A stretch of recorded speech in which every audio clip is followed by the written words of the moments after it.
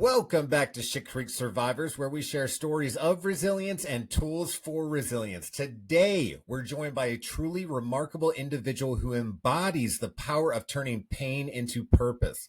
Our guest, known as Bullseye, the anti-bullying and humanitarian clown, wasn't always spreading joy.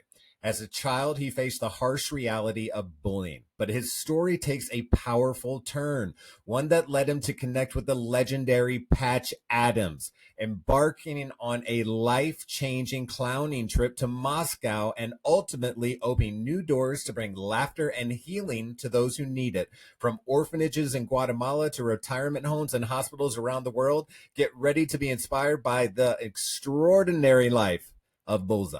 And I want to learn about your story and what sent you on a trajectory to help so many people in such an amazing way. And so I'm getting way too. I've obviously thought about this. Give us your spill, yeah. This is your stage. Yeah, this is your stage, and we don't have a time limit. It's whatever you'd like to share, kind of like the who, what, when, where, how, and from there, I guess you can just take it. And again, thank you. Oh, you're welcome. Well, honestly, this is not exactly the trajectory I saw for my life. I did not think that I would become a clown in my 50s. So I actually wasn't a clown actually at all before this. I did stand-up comedy for 10 years. So, but again, we talked about, you talked about being bullied as a kid. So, you know, I was bullied at a very, very early age, in high school and in junior high. You know, the kids pushing you into the lockers, calling you names. And I never told anybody, you know, that wasn't something that I wanted to, I didn't want to tell my parents because I thought, well, my parents would think that there's something wrong with their child if their child is getting bullied. And, you know, so I just didn't say anything. So I thought, you know, I just got to figure this thing out. They go back to the school, could make it worse for you. Yeah. Absolutely. So I just kind of started to figure things out on myself. Yeah. Well, yeah. You know, and that's one of the things they always tell people, oh, tell somebody that you're being bullied. Well, that might be great and all, but like I said, the bully is going to get more aggressive if they know that you've told on them. And then if the person that you've told doesn't really do anything with that information, then it's just falling on deaf ears. So nothing's really going to change anyway. And so I kind of got really crafty. You know, I mean, I guess I probably should have seen that I was going to be a clown later in life because I became like a class clown. You know, when kids would come up to bully me, I would, you know, make some kind of a scene like scream fire or roll on the floor and just do crazy things. And then the kids started going, that guy's nuts. You know, we're not going to mess with this kid. And so I just started remapping my day. Like if I knew I was always getting bullied at a certain situation or at a certain point of the day, like after third period, well, then I wouldn't go to that particular spot at third period. I would make sure that I went to that spot at a little different time where I knew that the bullies weren't going to be there. So I just kind of really started kind of remapping how I motivated through the day. I tried to stay with people. Even if I wasn't real popular as a kid. But I would try to just walk in groups of people because I figured if I'm in with the group, they're not going to attack me if I'm in a group of people. You know, and thank God back in those days, we didn't have the internet. I mean, if the bullies wanted to get you, they had to make house calls, you know, they had to show up on your front lawn and you know, hang your underwear up the flagpole. We didn't have, you know, TikTok and Facebook and all that stuff for them to bully you. So that was actually one good thing actually at that time. And then that just kind of went into, as I got older, you know, I would get bullied at work. I mean, I never stood up for myself. So even though I created ways, you know, I found creative ways to outmaneuver the bully, like, you know, distract them and things like that. I never really dealt with it. I never really told them no, or I never really stood up for myself. And so that kind of just kept carrying on through, you know, some of the jobs that I've had and things like that. And then, of course, as I mentioned, been into stand-up comedy, and I did that for 10 years. But again, you know, you're alone on a stage and people can shout stuff out at you and you're still very, very vulnerable on stage. And after doing that for about 10 years, I'm like, you know, I don't want to do this. There's got to be something more to life than this, you know, you know, just telling jokes. That was really brave. Yeah. I mean, that was really brave. stand-up comedy, I've thought of, I mean, just me considering getting on the stage and looking out at the darkness while you have the lights on your face. You know what I mean? Like Yeah. it takes Yeah, but you're kind of in control some of your courage to fear get up there. there. You're So kind of putting yourself in control of it by putting yourself on the stage. You put yourself there. You can set up the audience with a little bit with your pre-joke or whatever, and then you can kind of take it the direction you want to. I don't know. There might have been some survival instincts in there that you didn't even think you were doing. Same thing with the same thing with like Yeah, that defensive mapping in the school to go in a different direction. You're kind of defensive mapping is the term that came to my head when you're describing it. I don't know if that's a legit one or not. I yeah. might Well, have just made it up. But yeah, but you're avoiding, and but then you're hey, it avoiding sounds really good conflict. though. Well, you get the Exactly. credit. You Yes. started it. Yeah, but then you avoid conflict and all that kind of stuff, and it grows into your adulthood. But going on stage and facing that fear has got to be a good step in the right direction, I think. So I applaud you for that. Yeah, I mean, at the time, I thought it was kind of stupidity. It's like, but I really didn't get a lot of the heckling. I mean, now if I was in West Virginia, I got a little bit, because I memorized in some of these little smaller venues. But actually, what was really interesting at one of the places I was playing, I had one guy in the crowd yelling at me, "You suck, get off stage," and then I had other people who were yelling at him saying, "Shut up, we're trying to listen." Yeah. And, so then I had like this fight happening, yeah. and I'm like, I have to be on there for like whatever length of time I'm booked. So if I'm booked for 20 minutes, I got to stay up there for 20 minutes. So I'm like, dude, I'll talk slower. I'll make this last longer if you don't shut up. So after doing that for about 10 like years, that. I decided, you know what, I'm just going to stop. I was really hoping, of course, to be like this famous actor, famous comedian that transitioned into movies, and that just didn't happen. And I was like, at some point, I just kind of got to the point. I'm like, you know what, I'm tired of trying that, and it's not going the way I had hoped it would. And I wasn't, of course, the leading man type, so I knew I wasn't going to be like a Tom Cruise or anything like that. So I just decided to quit doing stand up, and I just went and got a little menial job at a factory, and which was horrible. I won't say what company I worked for, but it's a really big company. Yeah, but if you went from stand up to a factory, you felt like a caged bird. I guarantee you. I know that feeling too. So exactly, yes. So, so I started working at this factory, and of course, I never really dealt with any of those feelings from years ago. I never really dealt with being bullied, and I also, and to make matters worse, I did grow up with an alcoholic, abusive stepfather. It would be like I would go to school, and then whenever I came home, I was still not getting away from the bullying because I would get it at home. Yeah. So it was just like this, and I never dealt with any of that. I bottled it all up, and like I said, and I just kind of reworked. I mean, like I said, even at home, I would remap. When my stepfather was in like a drunken rage or whatever, I would lock my bedroom door and he'd become pounding on the door looking for me. I would hop out the window. I would run around outside. He would go outside looking for me, and then I'd be back in my room before he knew it. And then by that point, he forgot what was happening. So I just got very creative with with how to get out of situations. Wow. But I never really dealt with it. I never, and still to this day, I've never gone to therapy. So I've never had therapy of any kind. And then my real dad passed away in 2018.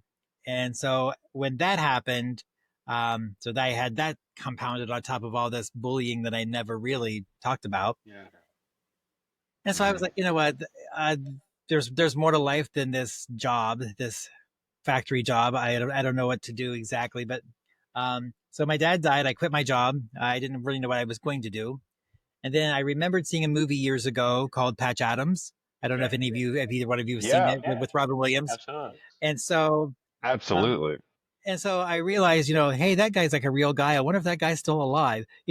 So I kind of logged on to I found a website for him, and I saw that he did these clown tours all over the world. And I was like, maybe I should just get away for like a couple of weeks and go on some clown tour. So he doesn't do email, or he doesn't even have a cell phone. So I had to do the old snail mail. I wrote a letter to him saying, hey, I saw that you're going to Russia. They were going to Russia. This was in 2018. And I said, I've never really done clowning. Wow. I mean, I've done stand-up comedy before, but I've never really done clowning.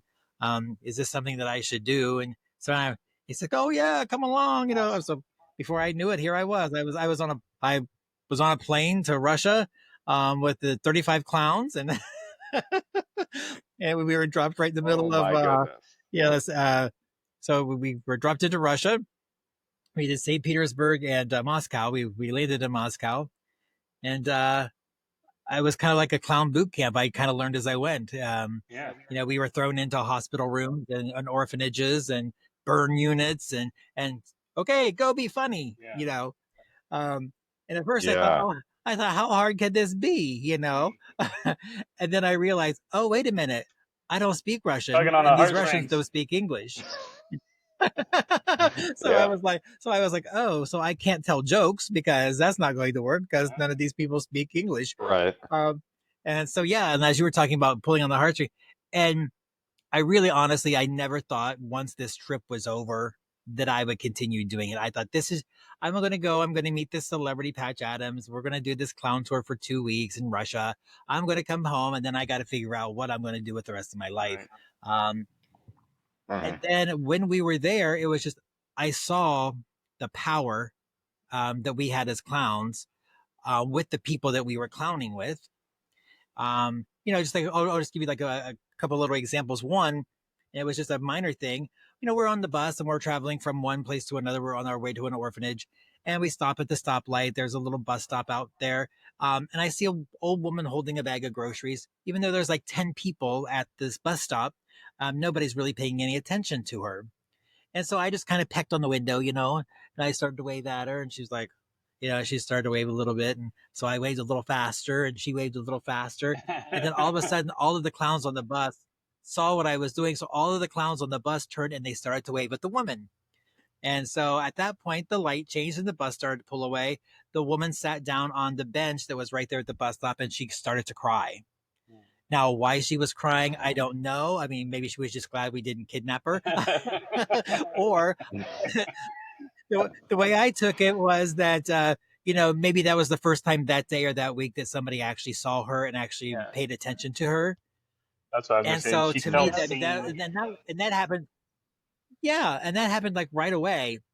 And one of the things I wasn't really expecting is, for anybody who's been bullied, we try to blend in. We don't want to stand out. We like to just blend in. And that way, if nobody sees us, well, when we got to Russia and we're dressed like this, everybody sees you. So you go from nobody noticing you to everybody noticing. And that's a culture shock in itself. It's like, we couldn't go anywhere because Patch had a rule that you were dressed like this 24/7. There was never a time we were out of our costumes. Oh, wow.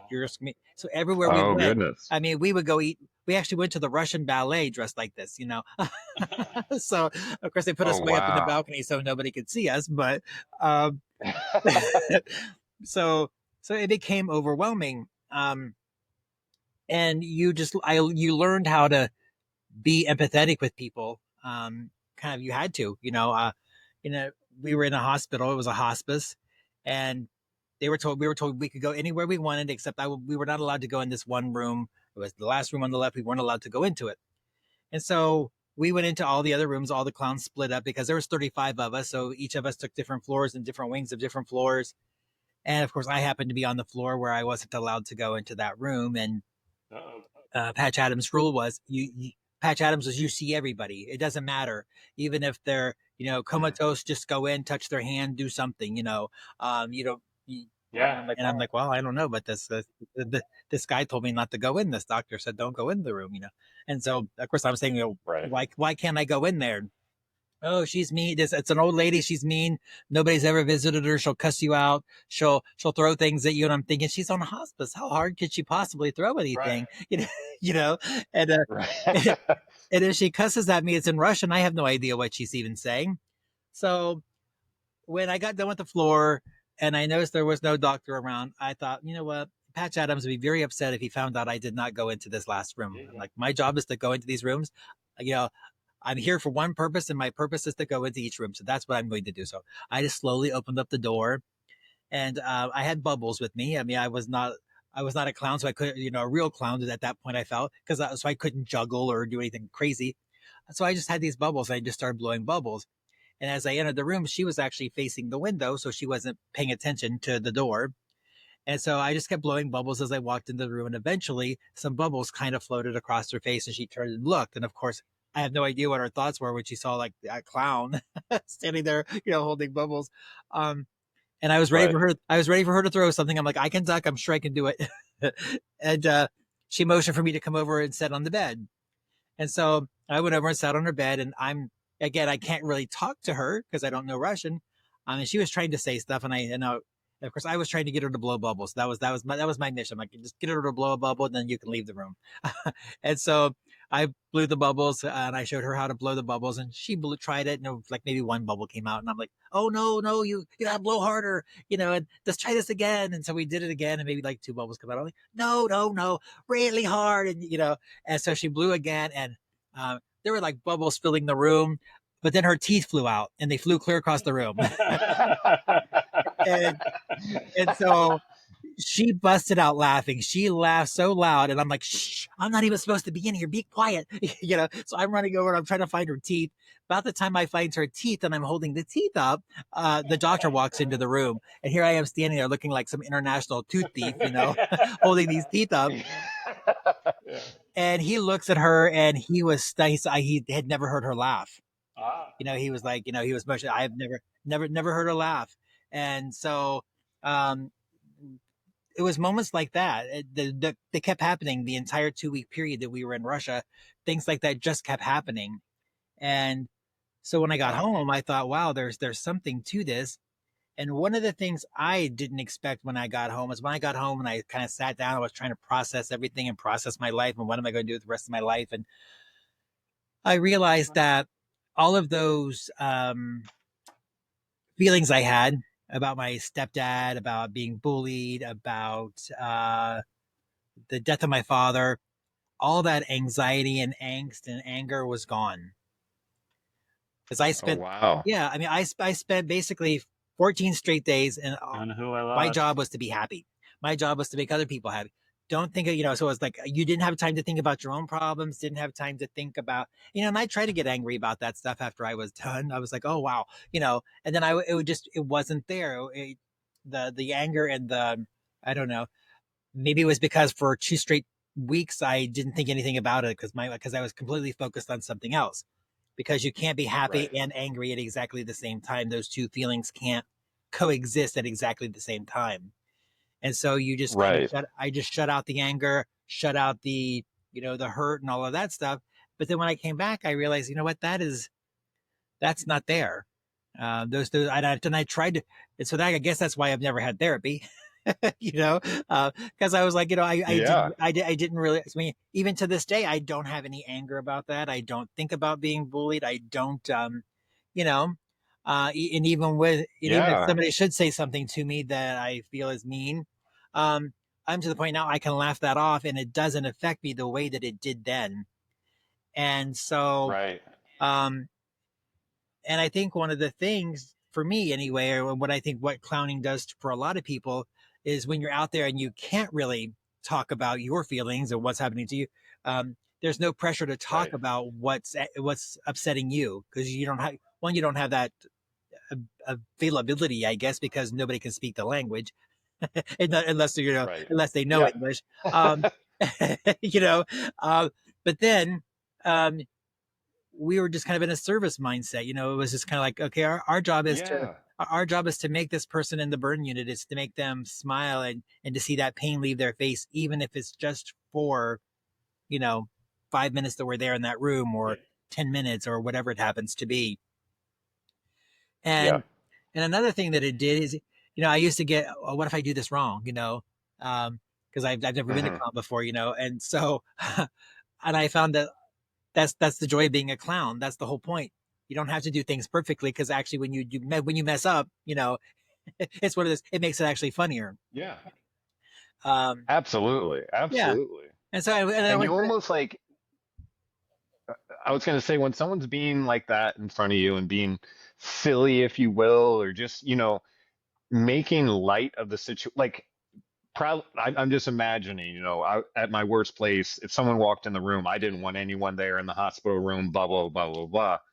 But the fact that you walk in there and make the effort to be silly, not too serious, and it just gives them a second. And that's amazing what you do, because that second means everything, to be like, just a little relief from the pain, whether it be emotional, spiritual, physical, just a moment that you provide for them. That's amazing. And everybody always says, oh, clowns are for kids. Actually, I tend to clown more for adults than I do with the kids. I mean, we actually provided just as much, I guess, therapy or happiness to the parents of the children. I mean, they were thrilled to see, the pain leave their child's face for 10 minutes that we were there. And it was 10 minutes. It was 10 minutes that they got relief and they could actually see their child smile again, or the nurses, we would crack the nurses up and they had a very stressful job. So we actually find ourselves, oh my gosh. Yeah. I mean, so we actually, and Patch Adams actually, I don't know if you've ever seen it. He has a video. I have. The clown vets. Oh, I have not seen that. I'm sorry. No, Okay. I've seen the movie. I thought that's what you were saying. Yeah, no. So he did a documentary. Actually, it came out the year that we went to Russia. So 2018. He took a group of vets who had post-traumatic stress on a clown trip. He had contacted a local vet group and said, I want the worst people that you have who have post-traumatic stress, and I really would like them to go. And we will pay for it. We will not ask them to pay to go on this trip. I want them to go. And so this documentary followed these vets with post-traumatic stress before they went on the trip, while they were on the trip, and when they came home from the trip. And it was just amazing seeing how different they were from the beginning of that documentary till the end of that documentary. And it's on YouTube, so you can actually just go to YouTube and look that up. I'm going to, for sure. And then you can kind of get an idea of what it is exactly that we do on our clown trips. Yeah, clown trip for vets. That is very interesting. I'll look that up. Thank you for sharing. And what about clowning you think helps those guys? Is just kind of getting out of their own skin, like you were saying, kind of being in service to other people, or putting another outfit on? Well, and I think that there's also, you're not in a clinical setting, so you're in a completely different setting than what you would normally be if you were going to therapy and laying on the therapy couch or doing anything like that. Right. And and honestly, it takes the focus off of you and puts it onto somebody else. You're focused on empathy when you're in there. I mean, that's what you're focused on. You're focused on, this particular person, even if you have no idea what you're doing. There was a day that I'm like, I don't know. I don't have no idea what else to do. So I just went in. We went into like an orphanage, and I just went over to the corner and I sat in the corner, and I started maybe just blowing bubbles, and the kids would just come to you. I mean, they would actually come to you and actually sit on your lap, or they would come over and they would just want a hug. And so I just thought, instead of being like this crazy playful person, I'm just going to try just to sit and see what happens. And the kids, they just came over to you. They wanted a hug. I had temporary tattoos. I would give them like temporary tattoos, and, I would kind of play around with them that way. So it's like, you don't really have to know what you're doing in order to do it. You just have to go with an open mind and an open heart. And it's amazing what I always tell people, the best way to get out of your own mind and to kind of help your depression is to do nice things for other people. And it doesn't. I agree. And you don't even have to know if they enjoyed it. That I guess that's not the point. The point isn't how are they going to receive the gift that I'm giving them. You just have to give it. I mean, I used to get very upset if I had opened the door for somebody and they didn't say thank you. And I was like, well, you're welcome, and things like that. Yeah. Now I just do it just to do it with no expectation. And so that's kind of what these trips are. These trips are, you just go and you don't have really any expectation of, and I may never know. I mean, I've gone to Russia, Morocco. I've gone to Guatemala twice. I've gone to Costa Rica. I don't know half the people that I probably may have helped. There might be still people there talking about the clown that came to visit. That I have no idea. The fact is, I went and we did the best we could. Now I've kind of taken Patch's trips, and I kind of just made one difference on my trips. So I actually started my own company once I came back called Clowns on a Mission. And how we are. I saw that on YouTube. I saw the from your page. I was able to kind of look at some of your videos. They're very cool. Yeah. So what Clowns on a Mission is, it's basically just like Patch's Tours. We go in, and we picked Guatemala just because I had somebody on the ground in Guatemala that I know who could help set the things up. So we go into Guatemala, Right. and we actually will take what they need. So not only do we go into orphanages and we go into schools, and we go into the local landfill. There's a community that lives in the local landfill. Not only do we clown with them, Okay. but then we provide them food. We bought like 10 carts of food. We bought the first year we bought 400 pounds of food and handed out food everywhere that we went. We also gave 200 backpacks out filled with school supplies. So we just go to different areas. And so that's the one way I wanted to change my trips, is I wanted to give back in some way. Because I'm like, we're here, and they're having fun with us, but I'm like, I would like to leave something behind that at least, they can use, something that's beneficial to them other than, love and joy and compassion and all that stuff, which is also very important. But we wanted to leave something else behind. So that's kind of how my whole my whole life got started. And at 47, that's That's amazing. That's amazing. I mean, talk about going out there, wanting to conquer the world, and then being like, you know what? I'm going to focus on what I can do. And then just leaning into you. That's so amazing. And like what you're doing is the total epitome of like what we're saying, planting seeds without ever enjoying the shade from the tree you may even plant. Yeah. Just putting yourself out there in service, putting yourself out there in a way that people can kind of grab onto. You know what I mean? Like I would like some of that happiness. You know what I mean? And that's so neat. I mean, and I understand that you also do this sometimes in a corporate setting. Is that true?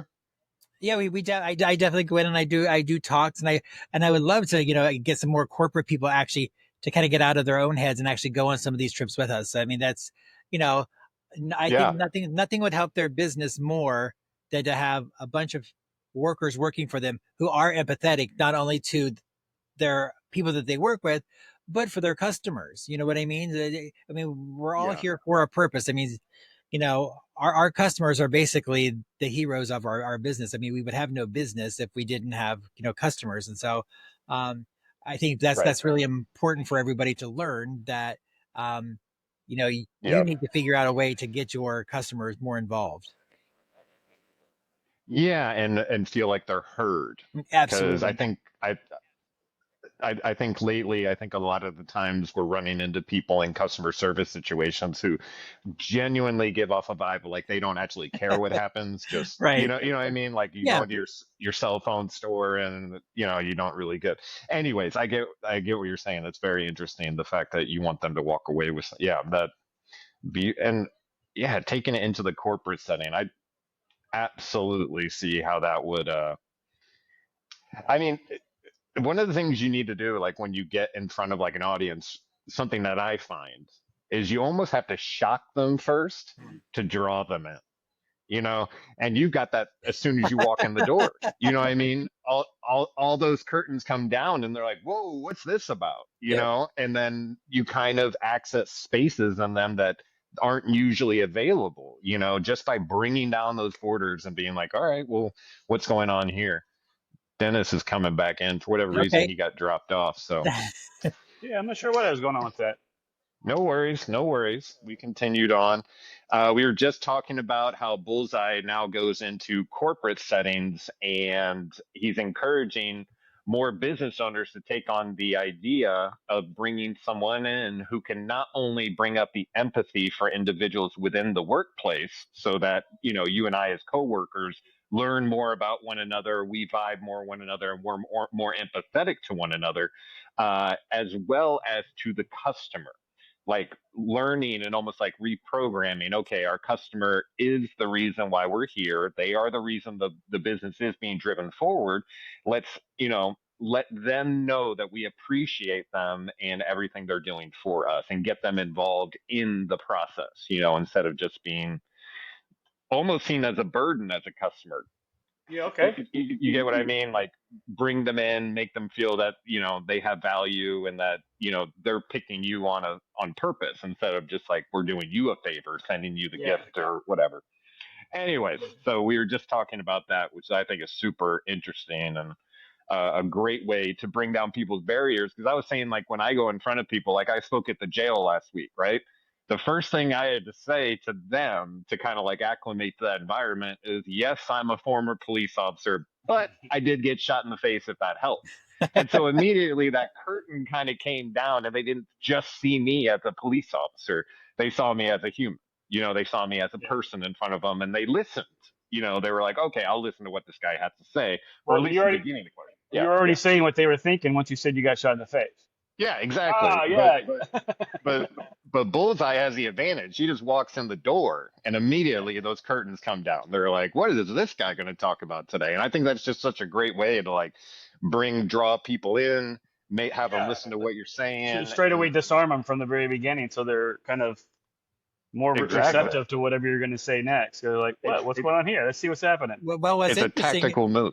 What's interesting is whenever we actually, when we went to Mexico with Patch Adams and when we went to Costa Rica, both of those places, he actually took us into a prison. So when we went to Mexico, we went into a women's prison, and it was a women's prison where they could have their children up to the age of 6, that their children could stay with them until they were 6 years old. Wow. And then at that point, the children had to leave and either go live with family or they were actually put into an orphanage if they had no family to go to. And I was a little nervous about the prisons because, I didn't know what to expect. The women's prison was okay. The women's prison, we had a lot of fun. Then when we went to Costa Rica, we went to a men's prison where it was men from like 16 to like 25 or so. And they weren't quite sure how to take us. So we were like in there kind of, and we're trying to get them to, play with balloons and stuff. And they were like, dude, Yeah. So they're probably thinking, I've got people watching me. Exactly. I'm trying to blend in here. Yeah, exactly. So that one was that one we had to, and it was funny. We would just kind of rotate. The clowns would rotate around. So luckily there's 35 of us. So, eventually we would find like the people who were the most receptive to what it was that we did. So, and that's kind of what it was. It was, that was probably, of all the places that I personally have ever gone into as a clown, that probably was the most challenging, was that men's prison. But by the time we were done, I mean, they were all cheering us and they were thankful that we had come, probably just because they got to, either get out of their cell for, an hour and a half, a break in the monotonous. Exactly. Breaking the monotonous daily behaviors that they have, daily rituals that they have. But yeah, so I mean, that was so I get what you're saying about going into a prison. Just because we're a clown doesn't mean that we're any more receptive. Yeah.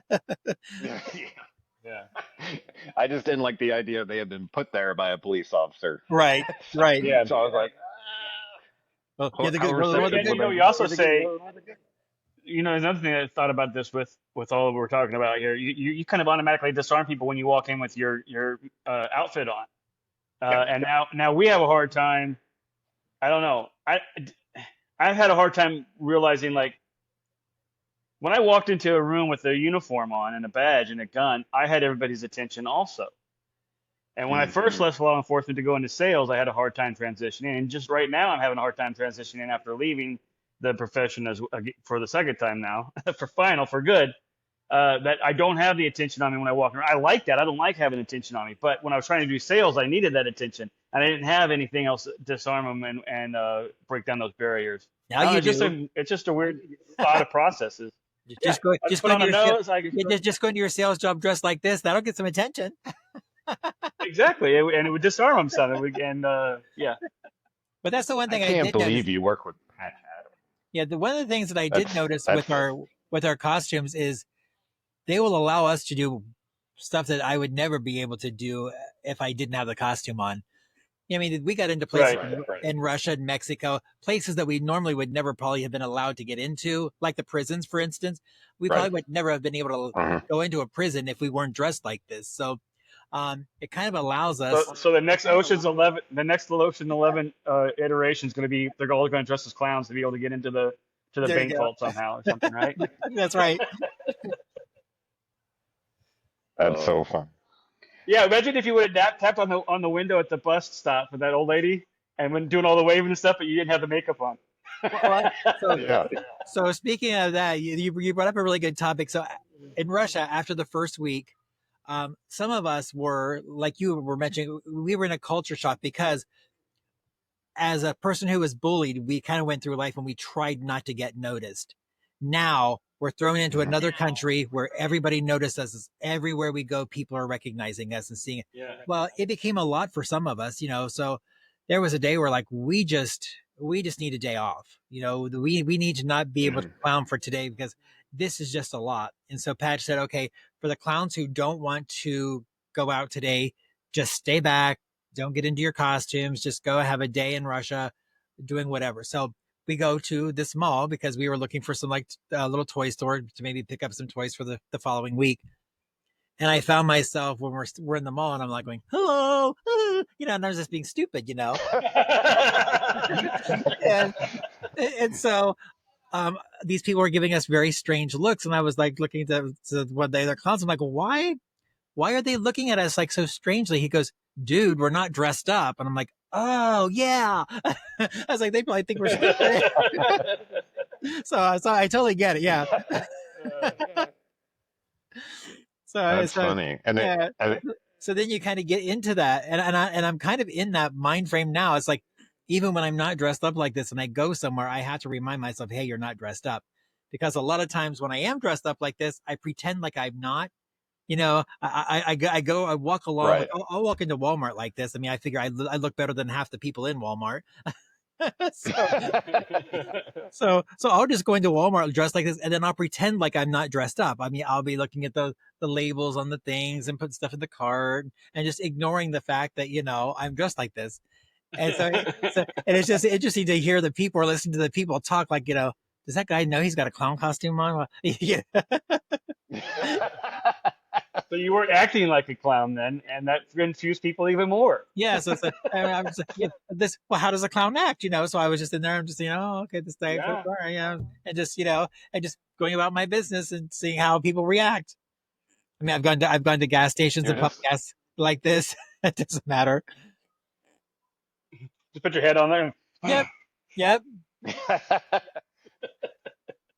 That's really funny. You're like depositing joy throughout your day and just kind of walking away from it. And people are just like, what in the heck? And then they go home and they're like, I saw this clown today at Walmart. You know what I mean? So and I'll be driving down the road and I'm just in my car. And, I might be singing along to the music. And I'm just totally ignoring the fact that I know people are looking at me from both sides of the road. And I'm just in my own little world. And I'm just pretending like nobody's around. that is awesome. And so we should do more of that without clown makeup anyway. We could, yeah. I mean, everybody should do it. Just be more carefree, and who cares if people are watching you? Absolutely. Yeah. I don't know why like we have that governor. I mean, there's sort of like a governor's like, oh, am I doing too much? Am I being too much? Am I helping? Even like, am I helping too much? Am I inserting myself into something I shouldn't be? That sort of stuff. When really, like, if you're just yourself and you get in there with purity, like with pure intentions and joy, you can walk away from anyone, whether you know them or not, and like, know you did a good thing. Well, yeah. I think as we get older, we're told things are not appropriate. It's not appropriate to laugh at that. It's not appropriate to be dressed like this. It's not appropriate to laugh at a funeral. And to me, I just go along with there's never an inappropriate time to bring joy to someone. So, I mean, I would walk into stuff. Actually, I've actually worked two celebrations of life. I've actually gone to funerals dressed like this because they asked me to. Oh, wow. Because like the husband said, told his wife, I want to clown at my funeral. So, and she happened to find me on the internet and says, hey, this is like a weird request, but would you go to my husband's funeral and like do balloon animals? So I did, I just kind of walked around, was doing balloon animals. Awesome. Cause I'm like, there's never an inappropriate time. And if that's what she wanted and that's what he wanted. And then I also did one. I went to a senior living community and there was a woman who had cancer and she hadn't passed yet. And she saw that I had done some funeral stuff. And she said, it's really interesting, when people die, all these people come out of the woodwork and they say such wonderful things about the people that have passed, and the people who are alive, they're dead. They don't know all these wonderful things. She goes, would you be willing to do like an awake wake where we do like a funeral service, but I'm not dead yet, and we get all my friends together and they all come and say things about me? And we did. Just said something about this. Awesome. Yeah, her husband and her children were not real keen on this idea at the beginning. They're like, "This is the dumbest thing," and they and the one son would not come. He was like, "No, this is just too much, because we're gonna have to deal with your funeral later." And she says, "I know, but right. You're all gonna say these things at my funeral, and I'm not gonna hear any of it. And so I want to hear it now while I'm still alive." So we did it. And then she died like maybe 3 weeks later. And so I was really happy. And it was funny. I have a photo of me and her. She's got a clown nose on, and her one son said, my mother has always been serious her entire life. I have never seen her with like a clown nose on. So he loves that photo just because it's the only photo he's ever seen of her where she's like being silly and she has a clown nose on. Oh, that's awesome. So it's like, you're tearing me up over here. Got the goosebumps going, got the tears coming. Talk about hitting that frequency. Yeah, we just went to a celebration in life, and I said the same thing to my wife. It's kind of sad that we don't get to see what everybody says about us when we're gone. They should do more of that. And I knew there was probably a thing, because anything you think of, somebody's probably already thought of it and done it too. But you're telling me it's actually happening. People are having this on a regular basis, and awake. Yeah, because I looked it up. I'm like, okay. What it reminds me of? What's that? It reminds me of Heart of a Child. We get this idea, or somewhere along the way during my sobriety, that like we were born, with the heart of a child. But as you go through life, it might like harden, and you're told certain things aren't appropriate once you get older, and like all that kind of stuff, like you were just saying. And then it seems like later in life, the people who are really kind of trying to grow and become their best selves, or what? Retract what I just said, grow and be their best selves. It seems like later in life is when people start gravitating towards that thought, that childlike heart, because you see these amazing things at the end where they revert back to, I just want to be sort of silly. Mm-hmm. And you get these hardened people that you were just talking about, people who won't smile, haven't talked to the doctor, haven't done all this, and all of a sudden they burst out. And it's like it almost feels like they've been wanting to do it. They just didn't have a catalyst. They like needed an out. And all of a sudden Bullseye shows up. Yeah. And Bullseye shows up as like, in their mind, it's probably like, God just sent me a clown. You know what I mean? For like a religious person, like I could see that being like, God, you know exactly what I needed. I needed a clown. No one else could have predicted that. No one else saw it for me. I didn't even know it. And then all of a sudden, Bullseye shows up and tells me that he is happy and joyful for today and happy to meet me. You know what I mean? Made me feel good, like had some value for today. That's huge. That's huge. That's exactly what we're trying to do on here. And he has the guts to go out there and do it in uniform, do it in other countries. It's an honor meeting you, because I mean, you took something, man, I can't say enough about this. You took something that happened to you earlier in life and you twisted it and said, nope, I'm going to be the person that protects that person. I'm going to be the person who tells them that they're worth it, that that we all have value. And how many seeds have you planted? How many people have you helped that you'll never even know about? But we'll have to get you out on our next story. We'll have to get you to Guatemala in February. Get you dressed up and like, I will go. I think you should. I will go. I would 100% go if given the invite. I would go, and I would cry probably every time someone laughed, or like, it's too much for me, because when you're pouring into somebody, you can feel it. You know what I mean? Like you can actually feel it in your heart, like a freedom. Like it's tearing me up right now, but like just pouring into someone, telling them that they're enough, that they're worth it, that they're valuable, that, it's just an amazing thing. It's making me cry right now. And a lot of times, like especially when you're young, we talked about it before, but I had some childhood trauma. It sounds like you had some childhood trauma. and you believe it because these are Oh, people, you know, your adults that are around you who are telling you these things about yourself, and you can only you believe it, you know, and you're trying to sort it out in your own head with a child's mind, you know, who should never be going through that kind of stuff. And it's just, you know, I had all this inside of me, and people didn't know it when they would say things to me or whatever, but it did strike chords inside of me that were very secret, you know, and it would hurt me and all that kind of stuff. But I found out later in life, after I was able to get that secret out of me, that not only am I not the only one, but I wasn't wrong, that I was a child, that I was not a sinner, that there was, you know, I wasn't born with any sort of defect. No matter how I look, no matter how I walk, talk, whatever it is, it's exactly how I was supposed to be, you know. And it's just, it's crazy that someone like you who went through that early in life is able to turn that back around and inspire other people to do the same. I mean, we're talking to a Patch Adams right here. Like this is huge. Like, this is amazing. Anyone who's watched Patch Adams, anyone who hasn't needs to run out immediately and go watch it, because you'll walk away, I would say, a better person, to tell you the truth. and like I said, Because I would love for you to both watch his documentary called Clown Vets. It's on YouTube, where he takes the vets yeah, on a clown trip, so you can kind of see what a clown trip is like, what we kind of do. The ones I take to Guatemala, we take them very small. We have like maybe no more than 10 clowns go, because then it gives us a little bit more opportunity to meet more people. You know, if you got, I feel if you got yeah, so many clowns going, you might just latch onto one kid, because we don't want people to kind of interrupt. Like if you're having a moment with someone, we don't want another clown coming by and breaking that moment up. And a lot of times when you get too many clowns right. and they're all trying to clamor for the same kids, we like to just take a small group. And you know, you were talking about, you know, how the clown trips help the clown, the person who's going, like the person with PTSD. And when you're dressed like this, it gives you the permission to play, because as we were just talking about Mm, a little bit, we were talking about it a little bit ago. As we get older, we're told that it's not appropriate for us to be silly in this particular moment. It's not. We have to be serious at work. We got to be serious when we're taking the kids to school. You know, things like this gives you a permission to play, yeah, and then it gives the people that you know, you might walk into we go into a senior community over in Guatemala.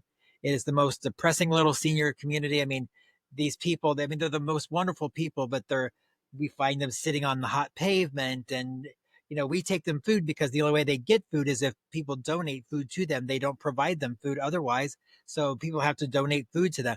So we go in there, and it's just amazing to watch them. They'll get up and they'll dance with us, and they'll have fun with us.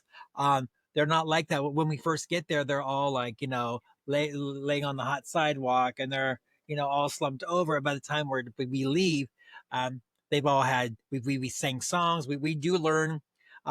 We learn Jesus Loves Me, and we learn a few songs in Spanish that we can sing for them. Um, and so we kind of are able to engage them that way.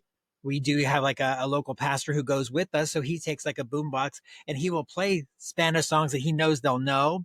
And so we'll dance with yeah, them. And like I said, I do this thing where I take a napkin and I can turn it into a rose. And so I make roses for the ladies. You know, like, so we do, mm, you know, we do like temporary tattoos. We do, you know, whatever, balloon animals, whatever it takes to get them engaged.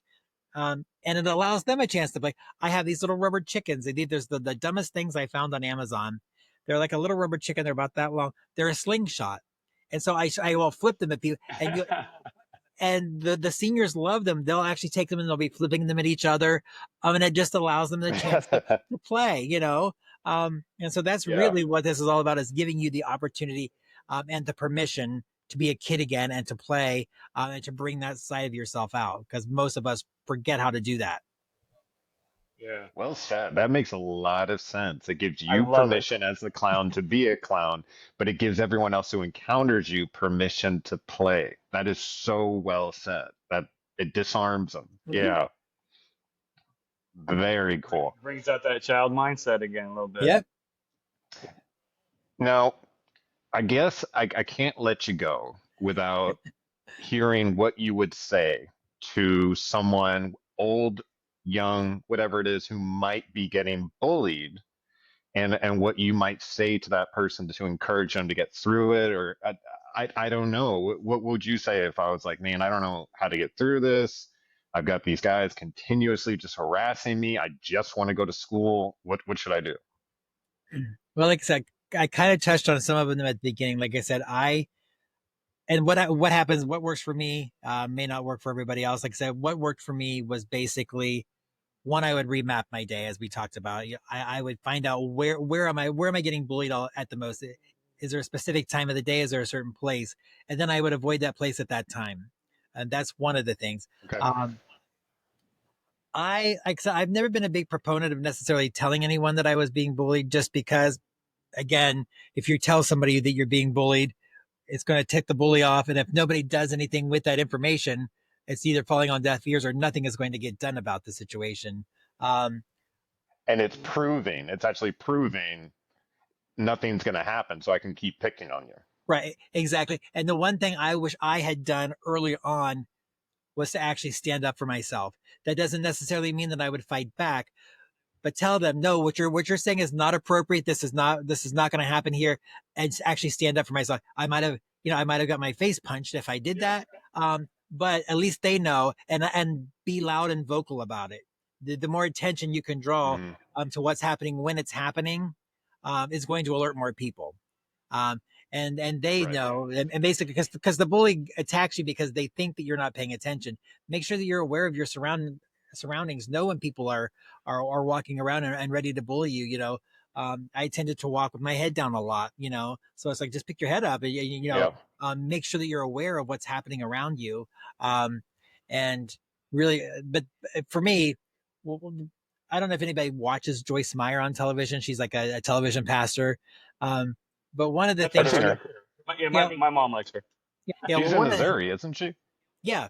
I think Fenton, Missouri. But one of the things she says is, is that, when you're born with two things. You're born with power and authority. And she says, nobody can ever take your authority away from you and your power away from you unless you give it to them. And by not saying something and by not standing up, you're giving away your authority. So the good news is, of course, at any time you can take that back by standing up for yourself and telling people that that's not appropriate. So, because she said, even the devil might be more powerful than you, but he doesn't have the authority to overtake you unless you give it to him. And so it's kind of like, if you're standing, this goes right into line with something. I'm sorry, keep going. Oh, go ahead. Go ahead. I was gonna say, this fits right into line with something I was just reading about, or just watched, or saw a meme or something. I think it was a video. You're, just like you said, born with all that power and authority inside of you, or you're already born with the power of the Holy Spirit inside of you. Is how this video was talking about it. And it's not like you need to pray to ask for the Holy Spirit to come into you. It's already there. It's only going to come out the more you believe it's there, and the more you let it come out. The more you buy into the Holy Spirit being there, the more it can shine and come out of you and show off to you. So that's the same kind of thing. Your power is already there. It's God-given. You can give it. You can give away that authority to other people and let them have dominion over you, or you can stand up for yourself and take back what's yours and have that authority and power shine out. Let that Holy Spirit shine out. And it's going to be the same thing with what you're trying to say there. Standing up for yourself with that bully, and that keeping that authority yourself. Hey, this isn't right. I don't approve of it. Just that simple can be the thing that can push your bully away, because it certainly works in pushing the devil away. Go ahead. I'm sorry. No, that's perfect. It's funny how things feed in together. I mean, everything, like, we'll get off this take, and I'll watch something on YouTube later tonight, and it's going to remember something that you said to me, and I'll see it in a different light, and I'll think about it in a different light, and I'll remember it in a different light, and I'll be able to share it later on in a positive way. I couldn't have said it better. It's just amazing how everything works. It's just amazing how it all works. Oh, you do it. You look a lot better than I do doing it. That's for darn sure. I need to get me the nose and the makeup going. That's right. So I can disarm people with my messages. And it's amazing what we're talking about is a big topic of conversation all over society now, like taking back your power. So when you work that backwards, it's like, when did I give it away? Because I know I have. I've let people's opinion of me shape how I see myself, which is so backwards. You know, it's just I would get to the point where I'm thinking for you, and what I'm thinking you're thinking is actually affecting me emotionally. So I've Right. almost like given that power away, and man, grabbing it back, Bullseye, that's the toughest part, you know. It And is. there's, you know, one thing is to Because as you said, when we're young, we believe whatever they tell us. We don't look back. If I was looking back at it, when my stepfather told me that I was never going to amount to anything, and that if I was really looking back on it, I'm like, well, you're an alcoholic and you can't keep a job. What authority do Mhm. you have to be telling me that I'm not going to amount to anything when you can't even keep a job? I didn't even think about that at the time. But then as I was looking back on the And whole how thing, does saying that to a child, and yeah, how does saying that to a child make him feel better? right. Yeah, his little trauma child was coming out because he was talking like a 4-year-old too. Mhm. He was talking To to a himself. 4-year-old. He was Yeah. talking to himself as a 4-year-old to a 4-year-old stepchild in front of him. Well, More than likely, he was damaged too. It doesn't excuse it. Don't get me wrong. Right. yeah, But just trying to absolutely. understand it and free yourself from that, the burden of the Well, things that he was telling you. You should well, never tell yourself that or anybody else that. Bullseye gave us a key piece of advice, and it was the way he got away from that pain was getting outside of himself. Okay. And he went into service for like what, the 14 days in Moscow, and like suddenly you came home and it was like you arrived home a different person, and it's Yeah. because you had been pouring out so much of yourself, you know. And man, Well, I what just what want to I'll, be like what, you. what I'm I will trying say to is, do it on here, but what is not You working or are, what? Cameron. You're doing it. we're trying. But Well, like, Well, we're on our own self-doubters, of say, course. well, yeah. Well, it's a We all be do that. careful. Be careful what you pray for. Be careful what you wish for. Because I said, Lord, I want to help people. I just never thought I'd have to do it like this. You Well, know. but when the door opened, you ran through it and you I ran with did. it. Yep. And look at you Yep. now. I mean, but there's Yeah. just something. There's another lesson there too. When you feel stuck and don't know where to go, and you don't know what door God is opening for you, you'll know because the flood is going to push you right through. The flood of emotion, the floods of feelings, the flood of grace, the flood of the Holy Spirit, whatever it is, it's going to push you right through there. And it's going to feel good. It's going to feel right. It's going to feel like you belong there. And I Well, assume that's probably what it did feel like in Russia because you kept doing it. well. Actually, when the door first opened, I was like, I was telling him earlier, I thought this was going to be a one and done thing. I'm like, okay, I'm just going to go to Russia this one time and that's it. And so they just kept nagging on me. I kept thinking about the woman in the hospice and the woman at the bus stop. And, I met a little boy with cerebral palsy. I met a little girl who was scared in the orphanage. And so I kind of took her under all these things started coming back, and I kept trying to like put them out of my mind. And I'm like, well, how can I do that stuff here, in the United States where I don't have to go to Russia? And then I started working with seniors in senior communities here, and going into senior communities and helping them out there, just clowning with them and doing things like that. And then I kept doing the trips with Patch Adams every year just to kind of keep the empathy up and all of that stuff. But then again, I decided to go in and start doing my own clown tours to Guatemala. So that's kind of where I've focused now, is doing the Clowns on a Mission and finding other people who want to be the hero with us and go in with us and actually help the children of Guatemala and the families in Guatemala. Because like I said, we don't just clown with the children there. So it's just kind of kept up, and that's kind of, I guess, this is where God wants me. So I guess this is how I'm going to go into my old age. I just hope my skin doesn't sag too much, because it's hard to put makeup on saggy skin. So you just have to pull it, stretch it, exactly. all that. Your makeup lines might have to start changing to coincide with the wrinkles. Well, that's actually what I do. Is I actually pay. That's how I actually paint these here. Is I actually will look up like this, and wherever the crease is in my forehead, that's actually where I paint them. So It's already starting. yeah. Well, look, will you help scatter my remains at my funeral? Sure. Only one thing though, I don't want to be cremated. Well, that might be kind of awkward. Okay. That'll be awkward. Sorry. Either one big chunk or bits. That's right. I'm a clown too sometimes, I guess. But Now, Bullseye. humor is great. Humor It is great is. at disarming and opening things up and getting good conversations and good flows and good positivity going. Man, why not? Absolutely. Yeah. I'm with it. I'm here Absolutely. for you.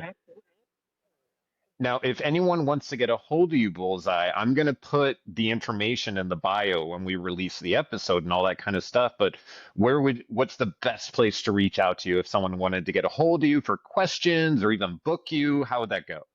Clownsonamission.com is our website. I also have a website at Okay. bullseyetheclown.com. So you can leave messages at either Yep. place. I'm on Instagram at Clowns on a Mission Official on Instagram. And Facebook, you can find me on, just type in Bullseye the Clown on Facebook. There is another Bullseye the Clown who's a little more scary than I am. So I'm the one that's cuter, you know. The cuter Bullseye. Yes, that's right. Because I think that hopefully you'll get some calls from this. No matter what, whoever listens to this is going to get a breath of fresh air because I hope they that's what share you, it. yeah, and that's Even what if you're they don't bringing. share the actual video, I hope they share the positive message. Then they wave at somebody at the bus stop and make them laugh or something. Tap on the window by the bus or something. You know, and like I something. said, Get inspired doesn't to do something. Make somebody laugh. Yeah, it may not happen for everybody. Yeah. It may not work for everybody. But like I said, that's, advice is kind of like, works that way. I can read a self-help book and some of the stuff doesn't apply to me. So you just kind of toss what doesn't work for you. Maybe apply something else that might work for you. You don't know until you try. I mean, I never thought that this was the way my life was going to go. So there you go. If you'd have told me, I used to laugh at my dad because my dad would wear like striped pants and a plaid shirt. And I was like, Dad, that doesn't even match. That doesn't even look good. And so now I go and I do the same thing. So That's really funny.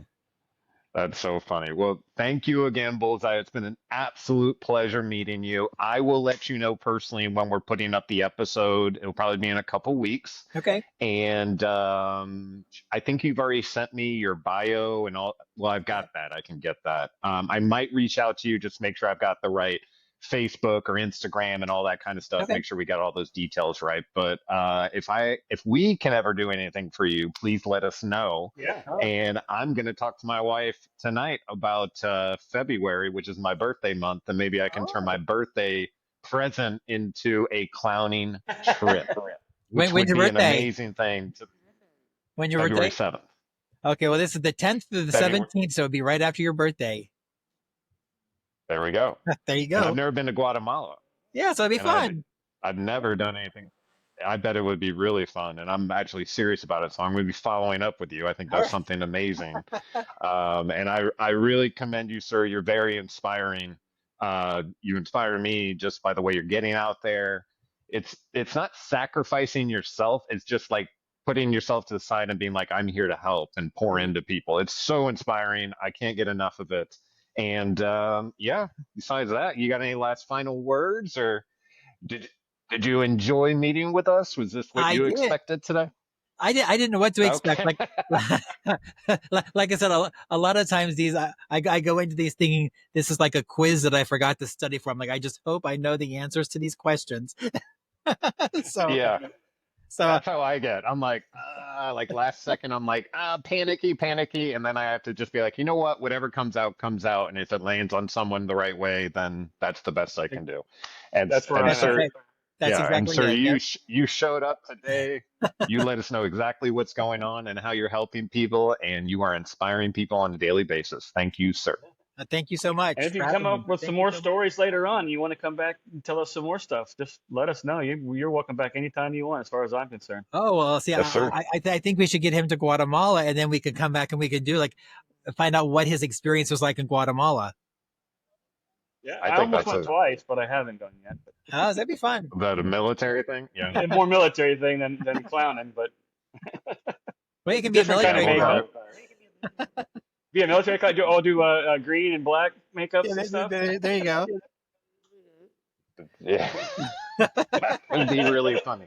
Probably turn into some sort of news article. This could be great or horrible. I don't know which one yet. Yeah, there's a military clown running rampant in Guatemala. I don't know what's going on. So, It could be all funny. right, buddy. Thank you so much. Thank I'm gonna you. go ahead and hit stop. Don't forget to like and subscribe. See you next time.